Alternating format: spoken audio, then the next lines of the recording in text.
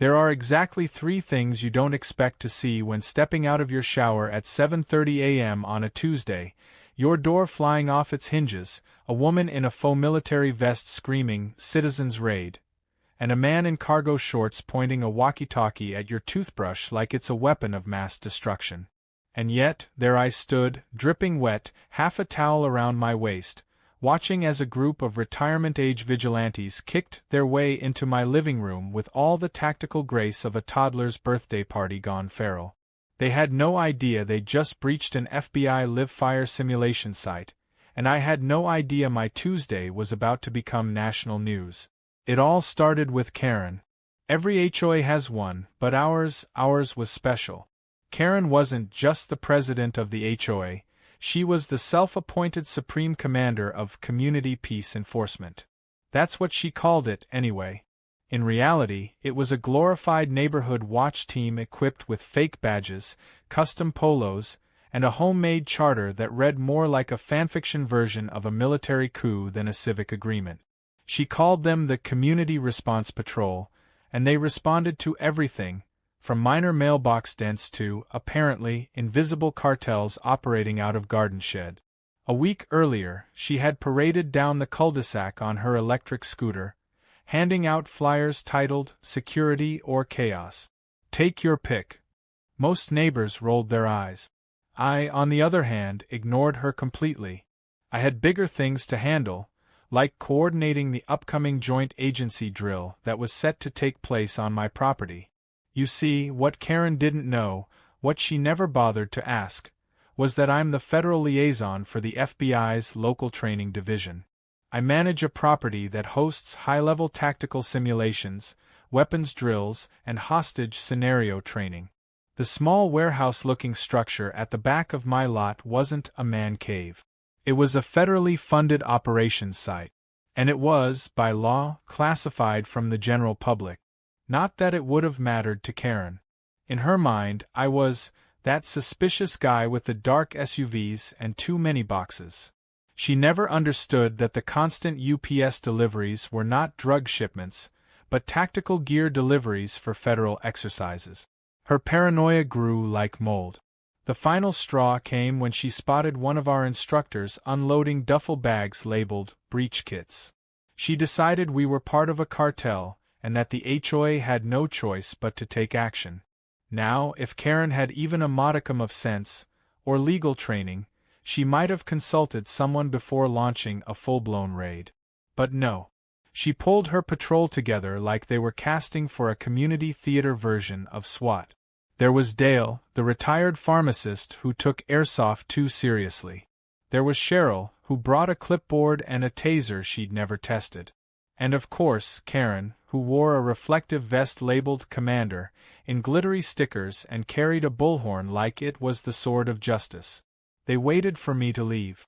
That Tuesday morning, I stepped outside for 5 minutes to grab a breakfast sandwich from the gas station. When I returned, I noticed something odd. My front door was gone. Not open. Not ajar. Gone. Splinters trailed into the foyer like breadcrumbs, and from inside, I heard someone shout, "Clear the couch area."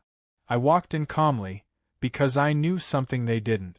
The entire building was under live surveillance. Hidden cameras, motion detectors, silent trip alarms. And the moment they broke the perimeter, 3 separate alerts had been dispatched. One to me, one to my federal team, and one directly to the FBI's regional field office. Inside, the patrol had taken up positions behind my furniture. They were yelling commands at each other using radio codes they clearly got from old movies. One guy yelled, "Tango in the kitchen," while pointing at my coffee maker. Another held a wooden broom like a rifle. Karen was mid-shriek when I stepped in, still holding my sandwich bag and keys. "What in God's name?" I started, but she cut me off with, "You're under community arrest. Get on the ground." I blinked. Not out of fear, but because I was still trying to register how surreal this was. Before I could say another word, the back door exploded open. Not literally, but with the kind of force that only trained agents can bring. 3 tactical officers stormed in, weapons drawn but not aimed, barking orders in a tone that immediately froze the room. Karen dropped her bullhorn. Dale screamed and dove behind a chair. Cheryl raised her clipboard like it might deflect bullet. Then came the silence. The kind that stretches time. The team scanned the room, eyes moving from face to face before one agent, Daniels, lowered his weapon slightly and said to me, "Sir, you good?" I nodded. "They broke in while I was out for breakfast." Daniels turned to the patrol. "This is a federal training site. You just committed a serious federal offense. Remain still and await detainment." Karen's eyes widened. "Federal? What do you mean federal? This is a residential zone. He's running a paramilitary outfit." I stepped forward, finally speaking with authority. "No, Karen. I'm running a federal operation with full legal clearance. You, on the other hand, just led an unauthorized entry into a live-fire simulation site. That's felony trespassing, obstruction of justice, and possibly domestic terrorism, depending on how the report's written." Karen's face drained of all color. Dale's walkie-talkie let out a weak crackle before he turned it off and slowly raised his hands. Cheryl fainted against my kitchen island. The agents rounded them up calmly, professionally. The patrol wasn't handcuffed, yet, but they were escorted outside for questioning. One agent paused to look at the shattered door and muttered, "That's coming out of somebody's pension." Back outside, neighbors had started to gather, phones out, whispers flying. Karen was trying to compose herself, brushing off dirt and shouting about her constitutional rights. Daniels looked at her like she was a cartoon character and said flatly, "Ma'am, this isn't the internet. This is federal ground. You broke the law. Badly." As she was escorted into a waiting vehicle for processing, she screamed over her shoulder, "You haven't heard the last of Commander Karen." I shook my head, finally taking a bite of my sandwich. "Oh, I think we have." And just like that, what started as a paranoid HOA stunt turned into a federal incident with enough legal fallout to crater the entire neighborhood's HOA. But that was only the beginning. Because Karen wasn't done. Not by a long shot. "You said." Karen woke up in the back seat of a government SUV with her glitter-covered commander vest crumpled beside her and an agent politely asking if she needed water. To her credit, she didn't scream, at least, not immediately. She blinked around, confused, then narrowed her eyes and muttered something about deep state entrapment. The agent just gave a tired sigh, leaned back, and said, "Ma'am, you walked into a federal facility with a taser and a clipboard. That's not entrapment. That's a felony in khakis." Back at my property, the FBI containment team was wrapping up. They'd taken statements, cleared the perimeter, and resecured the surveillance feed. The door, still splintered in 3 parts, had become the centerpiece of the neighborhood's latest gossip storm. People strolled by in robes pretending to walk dogs, angling for a better look. One kid even offered to help rebuild the door in exchange for one of the cool FBI hats. I said no, but I appreciated the hustle. Inside, I sat down with Daniels, the lead on-site agent and my main point of contact. We reviewed the surveillance footage. Painful, ridiculous, and strangely captivating. It showed Karen giving a full-blown motivational speech on my front lawn before the breach. She waved her bullhorn around like a general commanding troops, quoting random lines from action movies. "We strike swift and hard," she'd said, pointing toward my property like she was leading a cavalry charge instead of 3 untrained retirees and a confused neighborhood cat who had wandered into formation. Daniel shook his head, laughing. "I've seen some bad entries in my day, but that one? That was like a flash mob trying to rob a laser tag arena." I smiled, but I was already thinking ahead. Karen's crew hadn't just trespassed. They had triggered high-level alerts. This property wasn't just some random warehouse in suburbia. It was a designated federal training ground with signed contracts, risk assessments, and restricted access zones. The moment her patrol crossed the threshold, they had tripped a silent alert that instantly pinged 3 agencies. If I hadn't arrived when I did, backup might have rolled in with armored vehicles and live rounds. Karen was lucky she only got escorted. But luck has a habit of running out. Later that day, Karen was brought to the local federal office for initial processing. Not an arrest, just a detainment while the situation was assessed. She demanded to speak to the head of Homeland Security, then tried to present a stack of HOA complaints as evidence of probable cause.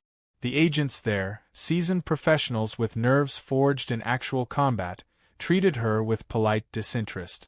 She accused one of being in on it, pointing to a tattoo and muttering something about cults. Meanwhile, her fellow patrol members were interviewed one by one. Cheryl claimed she thought they were just there to look around.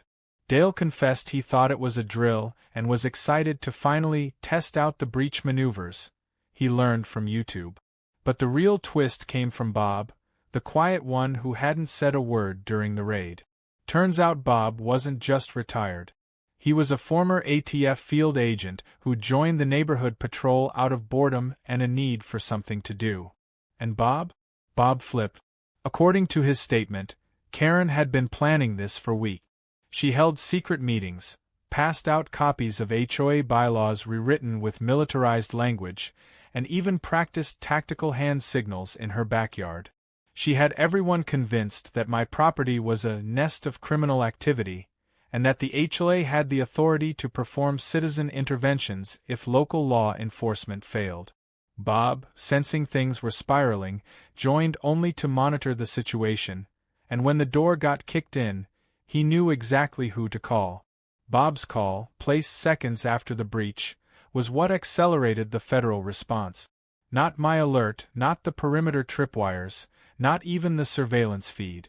It was Bob, on a secured line, telling the Bureau, "You've got a group of HOA lunatics actively breaking into a classified facility. I strongly suggest you treat it as a threat." Without him, Karen's patrol might have had a few more minutes to cause damage, or worse, stumble into one of the sealed training rooms, some of which had live munitions staged for drills. Karen, of course, denied everything. When confronted with Bob's testimony, she called him a double agent and claimed he was planted in the patrol to sabotage her peacekeeping force. She still hadn't wrapped her head around the gravity of the situation. In her mind, she was a patriot, one who had simply overstepped.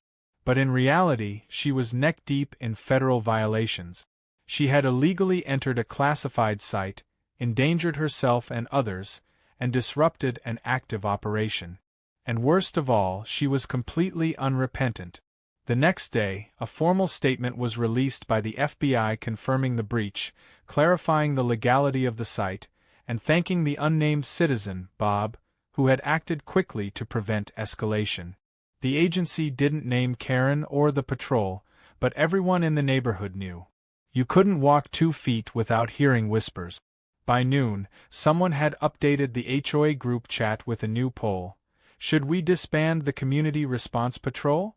The vote was unanimous, except for one lone no, which everyone assumed came from Karen's alt account, Commander Peacekeeper 77.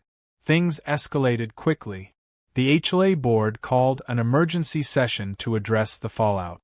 Karen showed up, uninvited, demanding they clear her name and reinstate her rank.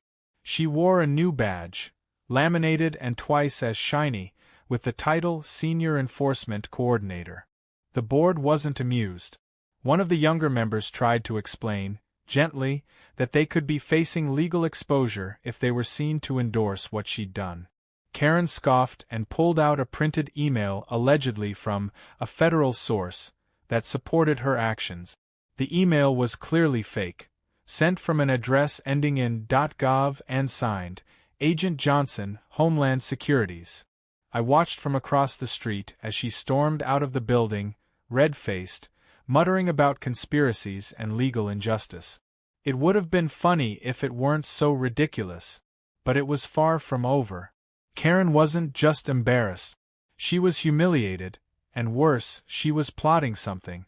You could see it in her eyes. And so could the agent. Before leaving, Daniels pulled me aside and said quietly, "Keep your cameras rolling. This isn't over. She's got the kind of ego that doesn't go down quietly." I nodded. I'll be ready. Because what Karen didn't know was that this property wasn't just protected. It was bait. A real operational test site with layers of surveillance designed to capture everything. The moment she stepped foot inside, we had her on tape, on record, and under investigation. She'd walked into a federal trap. Not because she was clever, but because she was clueless enough to think the law didn't apply to her. She thought she was defending the neighborhood. What she'd really done was declare war on the wrong property. And I was just getting started. If Karen had taken the federal warning as a cue to retreat, this story might have ended there. Maybe she'd lie low, claim temporary insanity, or vanish to one of those HOA retreats where former board members cry over landscaping ordinances. But no. Karen doubled down. She came back swinging like she hadn't just led a glitter-vested militia into a classified federal training site. And when Karen retaliated, she didn't use logic or remorse, she used paperwork. Aggressive, relentless, borderline nonsensical paperwork. The first wave hit my mailbox 2 days later. A thick, stapled packet labeled, "Violation Notices, Urgent Action Required." According to the HOA's latest review, I had committed over a dozen offenses including unapproved fencing, unsanctioned exterior modifications, improper driveway slope, suspicious shed activities, and, most insultingly, excessive use of tactical camouflage netting. They even claimed my training facility, authorized and co-owned by the federal government, was an unpermitted structure intended for non-residential use. I laughed when I read it, but not for long. Because the second wave hit my inbox. Karen had drafted a neighborhood-wide email titled "Danger in Our Midst: The Truth About Lot 17." It was part exposé, part manifesto, and all caps. She accused me of harboring dangerous materials, intimidating HOA members, and using my connections to manipulate federal agents. She described the breach as a misunderstanding, and referred to herself as a brave civilian caught in the line of bureaucratic fire. She attached grainy photos taken from across the street showing agents in tactical gear and claimed I was transforming the neighborhood into a militarized zone disguised as suburban bliss. She didn't stop there. Karen submitted a request to the HOA board to revoke my membership entirely. Her reasoning? Failure to uphold community standards and creating a culture of fear. She cited the presence of armored vehicles, used once during a high-stakes hostage simulation last year, and the unfriendly attitude of my German shepherds, who had been trained by professionals and frankly had better manners than most people on the block. Her motion failed, of course.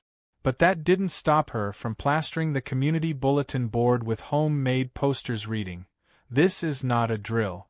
Say no to paramilitary neighbors." Still, I stayed quiet. Let her run her course, I figured. But the final straw came when she tried to have me banned from attending the next HOA meeting. She posted a revised guest list with my name conspicuously missing, citing ongoing investigations. I showed up anyway. I brought snacks. Karen tried to block me at the door like she was guarding a royal wedding.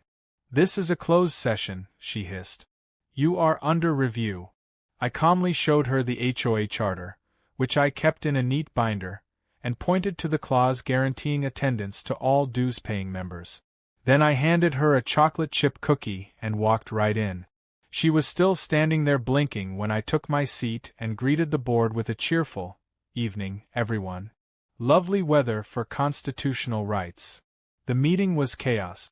Karen had brought her supporters, most of whom looked like they regretted it the second things turned into a circus. She gave a 10-minute speech on restoring safety, followed by a slideshow presentation with dramatic music. The title slide read, "From Neighbor to Nuisance, the Militarization of Lot 17. She clicked through blurry photos, out-of-context quotes, and what I'm pretty sure was a screenshot from a video game labeled Potential Weapon Cache. I let her finish. Then I stood up, thanked her for her creative efforts, and calmly presented official documents from the FBI confirming the legality and designation of my property. I explained, again, that the facility had been approved for training exercises and was under federal jurisdiction. I even offered to host a Q&A session for the community, strictly off the record, to help them understand what went on behind the scenes. Karen tried to shout over me, but the board finally told her to sit down. One member muttered, "This isn't a Netflix drama, Karen." The next week, the FBI decided to help out in a way Karen never saw coming. They coordinated with local law enforcement and invited the neighborhood to a community barbecue, hosted on my property.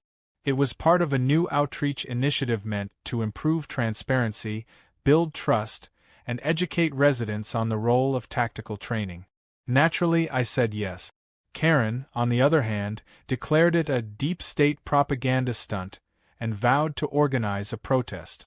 She didn't realize that showing up to protest a federal barbecue on private land with invited guests wasn't just a bad look, it was borderline harassment. The event went brilliantly. Dozens of families showed up. Kids got to sit in the empty tactical trucks, play with obstacle course gear, and meet some very chill federal agents who could disassemble a rifle while telling dad jokes. Karen, true to form, arrived in full regalia with her patrol in tow. This time, they wore matching t-shirts that read, "Protect the Peace, HOA Strong." They carried signs with slogans like, "Hot Dogs, Cold Lies," and "Training Today, Tyranny Tomorrow." At one point, Karen tried to confront the head catering agent, accusing him of serving the agenda. He blinked twice, handed her a rib plate, and said, "Ma'am, I'm literally just here to grill." But the real game-changer came from the surveillance footage. During a quiet moment, Daniels pulled me aside and let me know the legal team had finished reviewing the tapes from the day of the breach. It was worse than they initially thought. Karen hadn't just suggested the raid, she had actively planned it, instructed others on how to enter, and threatened any member who refused with removal from the patrol and neighborhood disgrace. Even worse, she had forged signatures on her patrol charter to make it look like she had unanimous board support. They now had grounds to investigate her for coercion, impersonation, and falsifying legal documents. And one of her own patrol members, the guy with the broom-turned rifle, had confessed that he was manipulated and honestly thought it was just a game. I watched Karen from across the barbecue as she stood behind her little protest table, arms crossed, face twitching with suppressed rage. She didn't know what was coming. Not yet. She thought this was still some kind of turf war between neighbors, but she had crossed a line most people never even see. Because the law doesn't care how many signs you carry or titles you print. It cares about actions, evidence, and intent. And Karen had just handed them everything. The storm was coming. She just didn't know she was standing in the eye of it.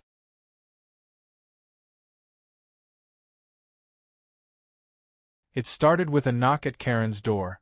Just a regular Tuesday morning, sunny skies, birds chirping, and a federal subpoena being hand-delivered by a man in a dark suit who wasn't in the mood for questions. Karen answered in her satin robe, clutching a cup of herbal tea and blinking like someone who still thought this whole thing was just a neighborhood misunderstanding. The man handed her the envelope and simply said, "You'll want to read that thoroughly. You're due in court next week." Then he turned and walked away, leaving her on the doorstep, mouth open, eyes squinting at the official Department of Justice seal like it was a prank sticker. But it wasn't a prank. It was real. Karen had officially been indicted on several federal charges, including trespassing on restricted government property, obstruction of a federal operation, falsifying public records, and coercion of civilians into illegal activity. The prosecutors had everything: videos, audio recordings, witness statements, and the cherry on top, Bob's full affidavit confirming her entire plan. Bob, the retired ATF agent, had spent years dealing with dangerous people, but even he admitted he'd never seen someone go from community meeting to criminal indictment quite this fast. Karen went into full meltdown mode. First, she called an emergency HOA meeting to clear the air. Only 2 people showed up, and one of them was just there to deliver a pizza. She then tried to rally her remaining supporters, claiming it was a federal smear campaign meant to silence community leaders. Her rant was captured on someone's Ring doorbell and went viral online, racking up over 1 million views under the title, "HOA Lady Declares War on FBI, Cites Landscaping Rights." Meanwhile, the rest of the neighborhood was trying to move on. The board voted to officially disband the Community Response Patrol, effective immediately. They stripped Karen of all titles, privileges, and access to the community center where she used to hold her drills. The new acting HOA president, a soft-spoken librarian named Greg, issued a statement that simply read, "We are deeply sorry. We will never form a neighborhood militia again." But Karen wasn't done. No, she decided she would represent herself in court. Against the advice of literally every human being who had ever studied law, she walked into federal court wearing a pantsuit 3 sizes too big, a briefcase stuffed with HOA newsletters, and the kind of overconfidence usually reserved for game show contestants. She began her defense by claiming that as commander of the community, she had jurisdictional immunity. The judge asked her to clarify. She responded by trying to hand him a laminated HOA badge. He stared at her for 5 full seconds before sighing and saying, "This is a federal court, not a garage sale." Her defense was a disaster. She argued that my property was not clearly marked as a federal training facility, even though there were multiple signs, fences, and legal documents to the contrary. She then claimed that I had been intimidating residents by owning too many boots. Yes, boots. She cited the number of tactical boots visible in my garage as evidence of intent to instill fear. When asked if she had any legal background, Karen responded that she once watched 23 episodes of a courtroom drama and had taken a civics class in high school. It didn't help that she tried to cross-examine an FBI agent by asking if he'd ever mowed a lawn. No one knew where she was going with it. She had diagrams. She had hand-drawn maps of the neighborhood with little stick figures representing potential threats. One looked suspiciously like my dog in a hat. When the prosecution played footage of the breach, complete with Karen shouting, "Go, go, go," and pointing at my surveillance camera like she was storming Normandy, the courtroom went silent. Then someone in the back laughed. The judge didn't even bother calling for order. He just looked at Karen and said, "Ma'am, you're making their case for them." After 3 days of what could only be described as performative delusion, the court recessed and prepared for sentencing. Karen still believed she'd walk free. She told reporters outside the courthouse that she was confident justice would prevail, and accused the FBI of targeting local leaders to distract from real issues like untrimmed hedges and loud music at barbecues. She seemed oblivious to the fact that the prosecutor had already filed for enhanced sentencing based on the security risks her actions caused. Back at the neighborhood, things were shifting. Without Karen's chaos, life actually got pleasant. People started talking to each other again. Kids rode bikes without being followed by clipboard-carrying patrol members. The HOA meetings stopped sounding like war councils and more like potluck planning sessions. I finally got around to fixing the front door, but instead of the usual slab of reinforced wood, I installed a titanium core model etched with a message. "This property is protected under federal law. Entry without clearance will result in prosecution. Snacks available on request." Greg, the new HOA president, approached me one evening with a plate of cookies and an apology letter signed by the entire board. I told him I appreciated it, but didn't hold a grudge. The truth was, I never blamed the HOA, just the chaos Karen brought with her. Greg nodded, then admitted he'd joined the board originally to get someone to fix a broken bench at the park. Now he was managing damage control on a national embarrassment. He said the FBI had even sent a polite but firm request that no future neighborhood groups attempt paramilitary operations without first consulting actual authorities. The final hearing arrived on a gray Thursday. Karen entered the courtroom with less swagger, fewer buttons on her blazer, and a noticeably smaller briefcase. This time, she had a public defender, Assigned, not chosen, and she didn't say much. When the judge asked if she had anything to say before sentencing, she stood, cleared her throat, and said, "I only wanted to make the neighborhood safe." The judge responded, "You nearly caused an armed response from federal agents. You are lucky no one was hurt. That's not community leadership. That's reckless endangerment." She was sentenced to 6 months of house arrest, 1 year probation, and mandatory community service, which, ironically, included attending neighborhood safety courses taught by the same agents she had once tried to arrest with a Nerf gun.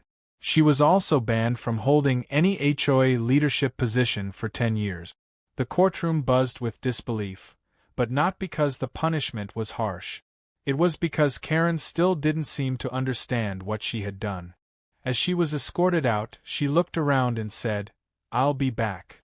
The bailiff sighed and replied, "Please don't." And just like that, the woman who tried to lead a suburban insurrection was finally out of power. The door she'd kicked down was long repaired. The paranoia she'd stirred up had settled. But the lesson? That stuck around. Because the moment you start thinking your fake badge outranks the real ones, you're no longer defending your community. You're endangering it. 3 weeks after Karen's sentencing, things had settled into something eerily close to normal. The neighborhood was quiet, calm, and, for the first time in recent memory, free of laminated flyers warning about non-existent threats. The sun came up, the garbage got collected, and no one screamed about invisible cartels or surveillance drones disguised as ceiling fans. But I wasn't done. Not yet. Karen might have been confined to her house and stripped of her title, but what she'd done deserved more than just court-mandated community service. She'd weaponized paranoia, turned civilians into pawns, and put real lives at risk, all in the name of power she was never meant to have. She had kicked down my door. So I decided to return the favor. Only this time, I'd do it legally, publicly, and with a touch of poetic justice. It started with an idea. The FBI had been so amused by the fallout from Karen's crusade that they reached out about an initiative. They wanted to partner on a new community outreach program, one that taught local leaders, HOAs, and even curious civilians the basics of jurisdiction, civil responsibility, and federal boundaries. A crash course in what not to do when you suspect your neighbor of espionage. The working title was Lines Not to Cross: Understanding Federal Property and Common Sense. I offered up my training facility as the venue. The agents agreed. And then, with a little coordination, we made sure the first case study would be based on a very familiar incident. We sent out formal invitations to HOA leaders across the state. Dozens RSVP'd. Even some local government folks expressed interest. When the event rolled around, my property transformed from a tactical training ground into a polished lecture space, complete with coffee stations, folding chairs, and a massive projection screen set up just outside the main building. The guests arrived in droves, some skeptical, some curious, all intrigued by the whisper that a real federal case would be presented. And I didn't disappoint. The keynote speaker was Daniels, who opened with a calm, deadpan delivery. What happens when authority is imagined, credentials are self-issued, and common sense takes a vacation? Welcome to Exhibit A.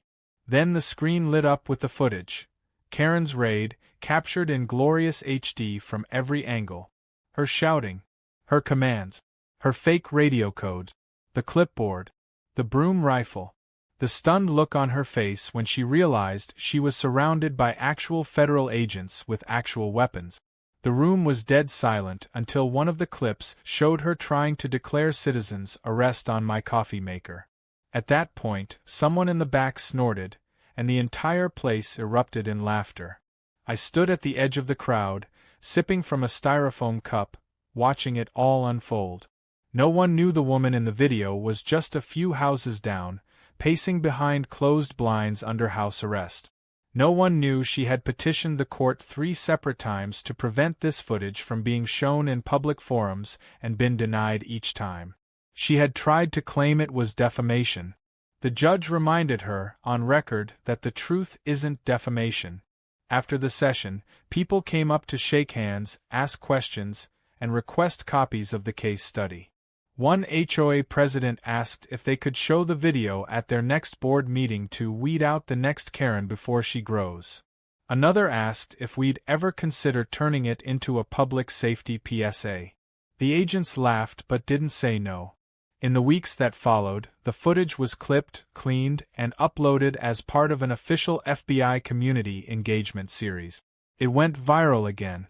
Headlines read, "When HOA Goes Rogue, the Karen Case and How Not to Enforce the Rules." Memes popped up. My favorite was a photo of Karen's vest with the caption, "Commander of Bad Decisions."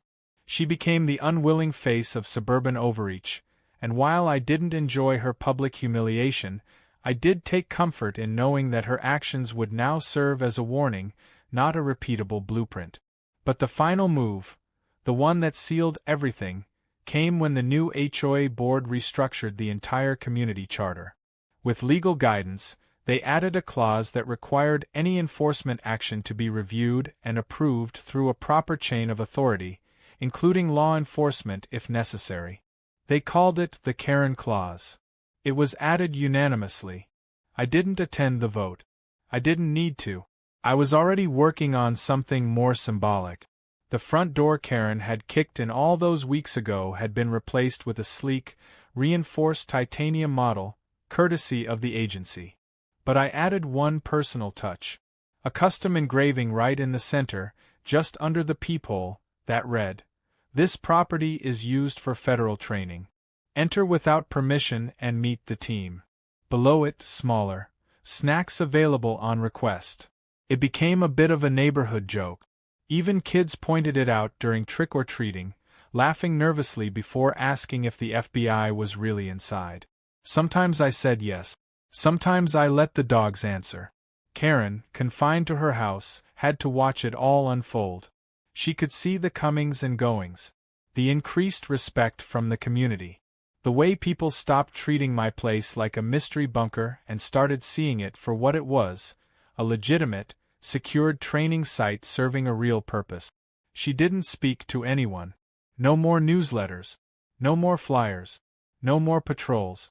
Her laminated badges collected dust in the garage. One afternoon, I passed by her house while walking my dogs. She was standing behind the screen door, arms crossed, eyes locked on the sidewalk like she wanted to burn a hole through it. I gave her a polite nod. She didn't respond. Just stood there, silent, small, and very much unarmed. That was the thing about Karen. Her power had always been pretend. The moment it was challenged with something real, it crumbled like stale crackers. In the end, she was just another person who let ego outweigh reason, who confused authority with entitlement. And while she wasn't in prison, she was something arguably worse to her: irrelevant, forgotten. A cautionary tale dressed in tactical khakis. Me? I went back to work. The drills continued. The agents came and went. The community finally breathed again. And every time I locked my new front door, I smiled, knowing that for all her threats, all her noise, all her glittery delusions of command, Karen had never really kicked in my door. She just opened it for everyone to see what real authority looks like.